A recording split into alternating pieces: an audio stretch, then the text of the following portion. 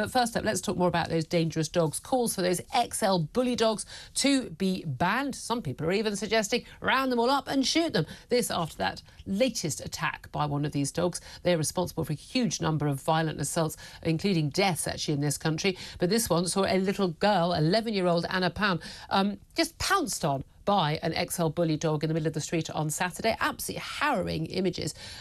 She thankfully survived. She wants the dog put down and the owner prosecuted. Two men came to her rescue. Both got attacked themselves. Men beating this dog away with a shovel, and it's still not going.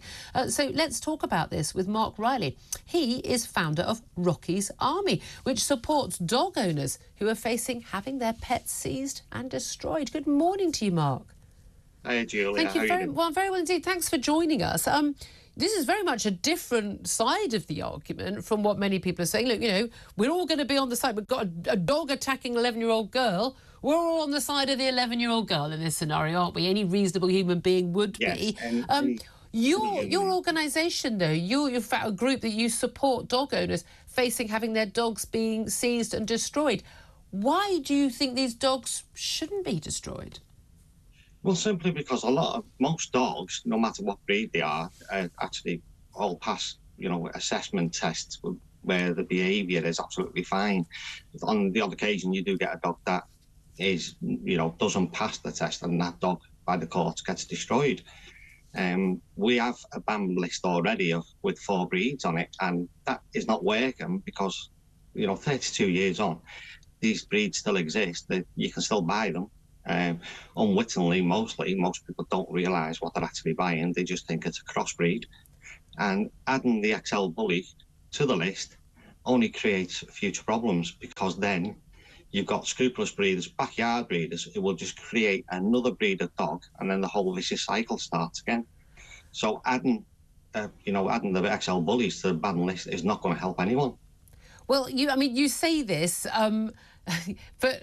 but it is going to help people who've been attacked by these dogs. I mean, we did have the Dangerous Dogs Act, which was rushed through Parliament many years ago and was largely regarded as one of the worst pieces of legislation, because it meant dogs that were no threat to anybody were ending up being seized and put down, and plenty of other generally dangerous dogs can pass, get through the loopholes in this. There is an issue in terms of branding certain dogs a threat and other dogs not a threat. But if again and again and again the same breeds or crossbreeds are coming up as the dogs responsible for violent attacks, and some some fatal attacks, others very, very serious, life-changing injuries on children in particular, some action has to be taken. Some action does have to be taken, but you can't blame every one of them dogs in that breed, because they're not all that way. But they all could not. But isn't the issue they all could potentially be that way? Look, not all dogs are dangerous. I get a dog that's been beautifully trained for, but given that you've got these dogs, they're incredibly heavy, they're very powerful, their jaws, once they lock, that's it, ain't no one opening that. They have that power. They are bred, these XL bully dogs are bred to be aggressive, to fight, to seek out prey and the like. Given that, is there any reason why anyone needs to have one of these dogs as opposed to any other breed? Yeah, the XL bully itself wasn't actually bred for fighting. It does come originally from dogs that were bred for fighting, but that was carefully, and when they were first breeding the XL bully, that was carefully taken out of the dog. Clearly not. Well, not all of them, but that then comes down to your backyard breeders who are scrupulously now just putting anything in the mix to try and create another version of the XL bully, and then that's causing problems, and they're putting back in what was originally taken away. So is the answer, we talk about, licensing, we either go with the dogs, we go with the owners, we deal with the breeders. We want to be licensing breeders. If selling a dog needs to be selling this license, but that's not going to stop. There's still going to be a black market, so we need to have something where dogs are checked. Dogs are checked on the street. People are fined, have their dog seized if it's not, I don't know, you haven't got a licence, you haven't got it chipped, you haven't got proof of where you bought it. A lot of people say, well, I got it as a gift, I got it as a pet. What do you do then? Yeah, I mean, exactly what you just said then. We need some kind of dog ownership scheme put in place first, and then that has to vigorously be followed up rather than just left, and the breed and, who's allowed to breed, that needs more scrupulous checks as well. without doing all that and following it through. Anything you put in place, if you don't follow it through, it's not going to work.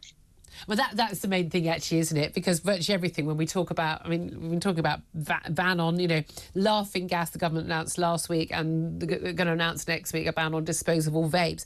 It's being sold to children. Well, children aren't supposed to be able to buy these things anyway, so why on earth do you need a new law to deal with it?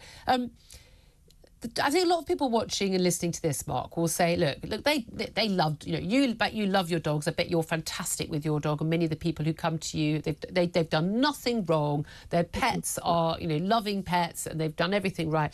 And a lot of people understand that. But when we are looking at the freedom to own any dog you want and the life of a dog versus a child being mauled to death in the streets. Yeah, I mean, there's only one side to pick here, and on a balance of risk, do you not understand that a lot of people will simply say that is a risk too far now?